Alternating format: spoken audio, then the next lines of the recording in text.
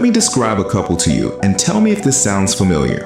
They're both working professionals. She's in marketing, making $62,000 a year.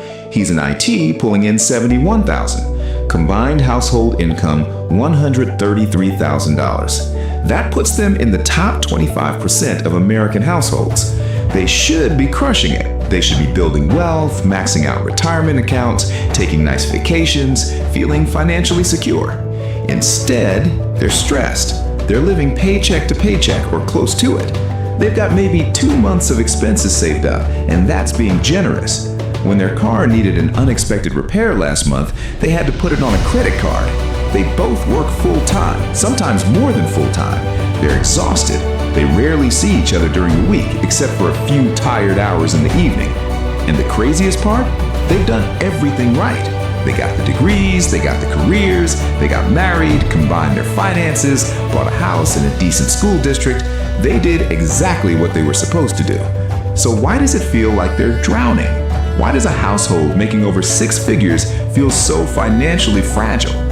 If you've ever looked at your combined income and thought, we make too much money to feel this broke, this video is going to make a lot of things click into place.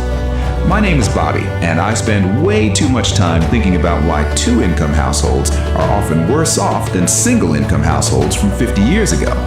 If you're someone who's working alongside a partner, both of you grinding, and you can't figure out why it still doesn't feel like enough, make sure to hit that subscribe button and give this video a thumbs up if this helps you out. Here's the thing. We've been sold this story that 2 incomes are better than 1. It seems mathematically obvious, right?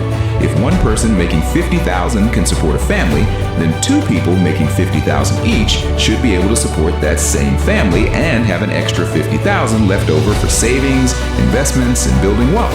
That's just basic addition. Except that's not what happened. What actually happened is one of the biggest financial bait and switches in modern American history, and almost nobody talks about it. The term for this phenomenon is the 2-income trap, and it was coined by Elizabeth Warren, yes, that Elizabeth Warren, back in 2003 when she was still a Harvard bankruptcy law professor, long before she became a senator. She and her daughter, Amelia Warren Tyagi, wrote an entire book about this after studying over 2,000 families who had filed for bankruptcy. And what they found was genuinely shocking. Having 2 incomes didn't make families more financially secure, it made them more vulnerable. It made them more likely to go bankrupt, not less. Families with 2 working parents were actually more likely to file for bankruptcy than single-income families. Let that sink in.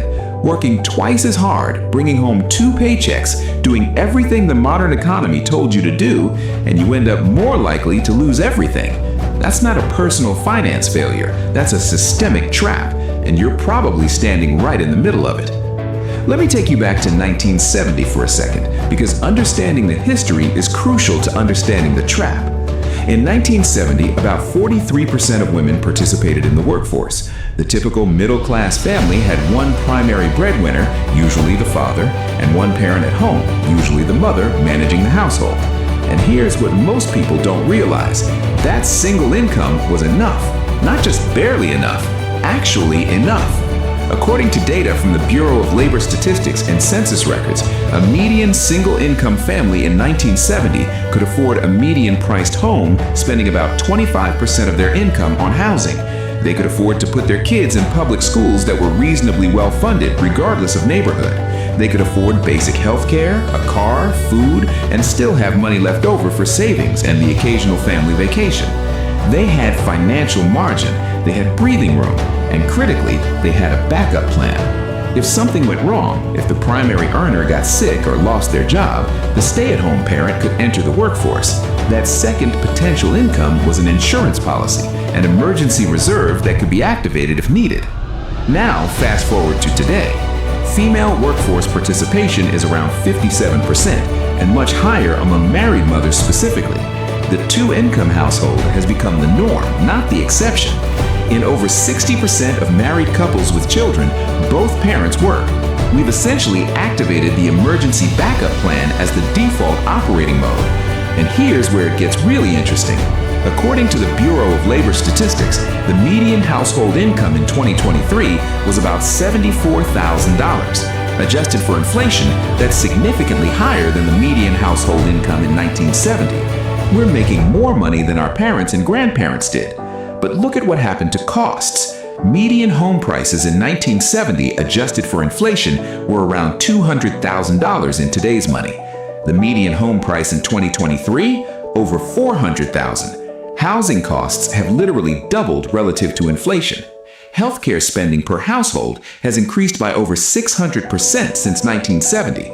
Childcare, which barely existed as a major expense in the single-income era because someone was home, now costs the average American family over $11,000 per year per child. And that's the average. In high cost of living areas, you're looking at $20,000 to $30,000 per child annually. Education costs for college have increased over 1,200% since 1980. The fixed costs of being a middle-class family have exploded, while wages have merely crept up. And all that extra income from the second worker got absorbed, every single dollar of it. The two-income family doesn't have double the financial security of the single-income family from 1970. They have less because their fixed costs expanded to consume both incomes, and they burned their backup plan just to keep up with baseline expenses. Now, you might be thinking, Bobby, this doesn't apply to me. We're smart with our money. We didn't let lifestyle inflation eat our second income. And look, maybe you are the exception, but let me walk you through the math of what actually happens to that second income. And I want you to be honest with yourself about whether this applies to your situation. Let's say one partner makes $70,000 and the other makes $50,000. That's $120,000 combined, which feels like a lot. Let's focus on what happens to that $50,000 second income. First, there's taxes. Because of the way progressive tax brackets work, that second income gets taxed at a higher marginal rate than if it were the only income. The first $70,000 gets taxed at lower brackets, but that additional $50,000 comes in at the top of the stack. Depending on your state, the effective tax rate on the second income could be 30 to 35% or higher when you factor in federal income tax, state income tax, and payroll taxes. So that $50,000 immediately becomes something like $32,000 to $35,000 in actual take-home. But wait, there's more. If you have kids, you need childcare. The average cost of daycare in America is about $15,000 per year per child. Got 2 kids? That's $30,000. You haven't even left the house yet, and your $50,000 income is now worth maybe $5,000. We're not done. 2 working parents means 2 commutes. The average American commute costs about $5,000 per year in gas, maintenance, and vehicle depreciation. That's if you're driving. If you're paying for parking downtown, add another $2,000 to $3,000. If you need a second car that you wouldn't otherwise need, add the car payment, insurance, and registration. Call it $8,000 total for the second person's commuting costs. Your $50,000 is now negative. But let's keep going because it gets worse. 2 exhausted working parents means less time and energy for cooking, cleaning, home maintenance, and all the tasks that a stay-at-home parent might otherwise handle. Studies show that dual-income families spend significantly more on convenience services and prepared foods. They're more likely to hire house cleaners, order delivery, pay for lawn services, buy pre-made meals, and eat out more frequently because nobody has the energy to cook after a 10-hour day, including commute. These exhaustion expenses can easily add another $5,000 to $10,000 per year compared to a household where one person has time to manage domestic labor. So let's add it up. That $50,000 second income, minus $18,000 for taxes, minus $15,000 for childcare for one child, minus $8,000 for commuting costs, minus $7,000 for convenience expenses and exhaustion spending, you're at $2,000. That's not a typo. The net contribution of a $50,000 second income can realistically be as low as $2,000 per year, maybe less, maybe negative, especially if you have multiple children or live in a high cost of living area. Someone is working full-time, being away from their kids, missing family dinners, grinding through traffic, and the household is netting $2,000 for the year. That's $8 per workday. That's $1 per hour. And here's the psychological trap. Because the gross numbers look big, because you see that $120,000 combined income on your tax return, you feel like you should be doing well. You make spending decisions based on that $120,000. You buy a house based on what two incomes can qualify for. You take on car payments that two incomes can theoretically support. The bank looks at your combined income and says, yes, you can afford this $400,000 mortgage, and technically you can, as long as both incomes keep flowing forever. As long as neither of you gets sick or laid off or burned out or needs to take care of an aging parent or has a child with special needs or hits any of the 1,000 unexpected life events that humans encounter. This is where the trap snaps shut, and it's the part that Elizabeth Warren's research really drove home. The single-income family from 1970 had something the two-income family today doesn't have: financial flexibility. If the breadwinner lost their job, the stay-at-home parent could find work. Not ideal, but it was a backup. It was margin. It was resilience. The two-income family has already played that card. Both incomes are already fully committed to the monthly nut. There's no backup plan. There's no reserve income to activate. If either partner loses their job, gets sick, or can't work for any reason, the family doesn't just lose that income. They often can't maintain their fixed costs even temporarily because those costs were sized for two incomes. This is why Warren's research found that two-income families were more likely to file bankruptcy. It's not because they were irresponsible. It's because they had no margin for error. They were operating at 100% capacity with no reserves, like a car running with no oil in the engine. Everything works fine until it doesn't, and then everything breaks at once. A 2019 study from the Federal Reserve found that nearly 40% of American adults couldn't cover a $400 emergency expense without borrowing or selling something. 40%! And many of those people are in dual-income households making solid money on paper. They're not broke because they don't earn enough.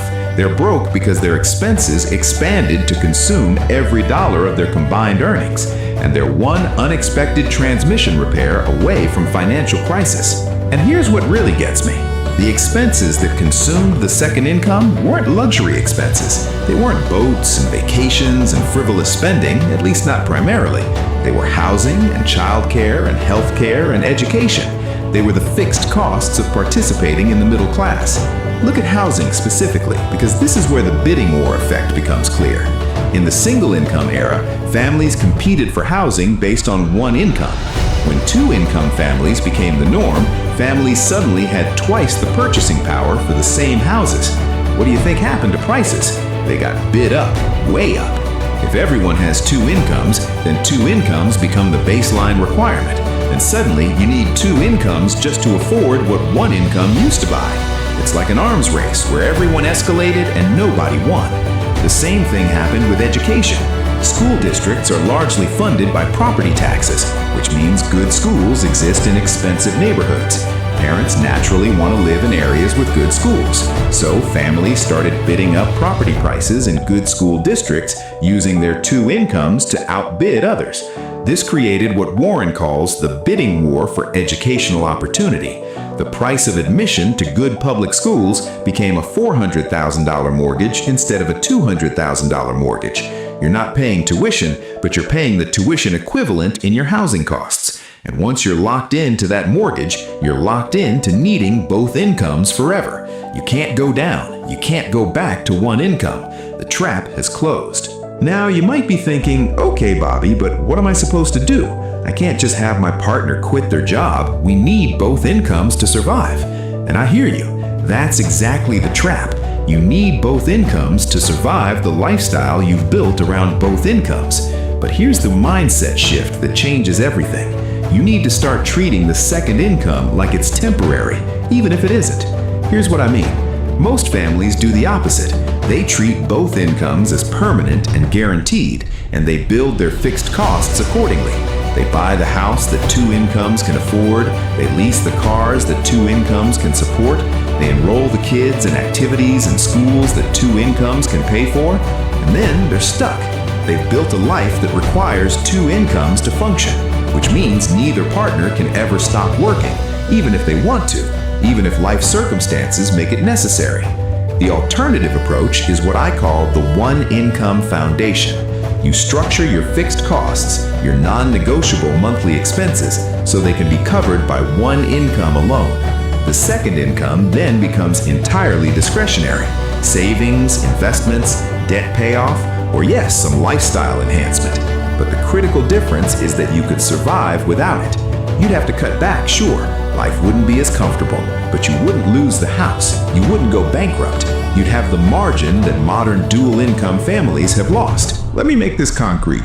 Say your household makes $130,000 combined, $75,000 and $55,000. Instead of taking on a mortgage that requires $100,000 or more in annual income to service, you take on a mortgage that can be comfortably covered by $60,000. Instead of having 2 car payments, you have 1 or none. You live in a neighborhood that's maybe slightly less prestigious, with schools that are good but not elite. You buy the house that one income can afford, and you bank the difference. That second income, or at least the majority of it, goes straight into building wealth.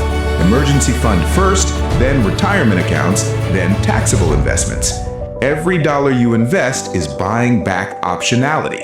It's buying the flexibility to have one partner step back if needed, to take a career risk, to handle a health crisis, to be present for aging parents, to actually have a choice. This requires sacrifice in the short term. It means driving past the nice houses you could technically qualify for. It means explaining to friends why you're not upgrading your lifestyle, even though you got a raise. It means resisting the social pressure to spend like a dual-income family because you're building like a single-income family. But here's the payoff. Within 5 to 10 years of this approach, something magical happens. The investments you made with that second income start generating their own income. Compounding takes over. And suddenly, you actually have what you thought dual incomes would give you in the first place: genuine financial security. You're no longer 2 job losses away from crisis. You're building wealth instead of treading water. You can make decisions based on what's best for your family rather than what's necessary to make the mortgage payment. I want to leave you with one final thought because I think it reframes this whole conversation. The 2-income trap isn't really about income. It's about flexibility. It's about margin. It's about having options. Our grandparents with 1 income had something that we've traded away: the ability to absorb a shock, to change direction, to have one partner focus on raising kids or caring for family without the whole financial structure collapsing. We traded that flexibility for bigger houses and nicer cars and the appearance of prosperity. But appearances aren't wealth. Cash flow isn't security. And 2 incomes aren't better than 1 if both of them are already spent before they arrive. The families who thrive financially in the modern economy aren't the ones who earn the most. They're the ones who've preserved their flexibility, who've refused to let their expenses expand to consume their income, who've kept their backup plan in reserve, instead of deploying it just to keep up with the Joneses. You can earn your way out of a lot of problems, but you can't earn your way out of a trap you don't even know you're in. Now you know. The question is what you're going to do about it. If this video helped you see your finances differently, make sure to smash that like button and subscribe for more content that challenges how you think about money. I'll see you in the next one.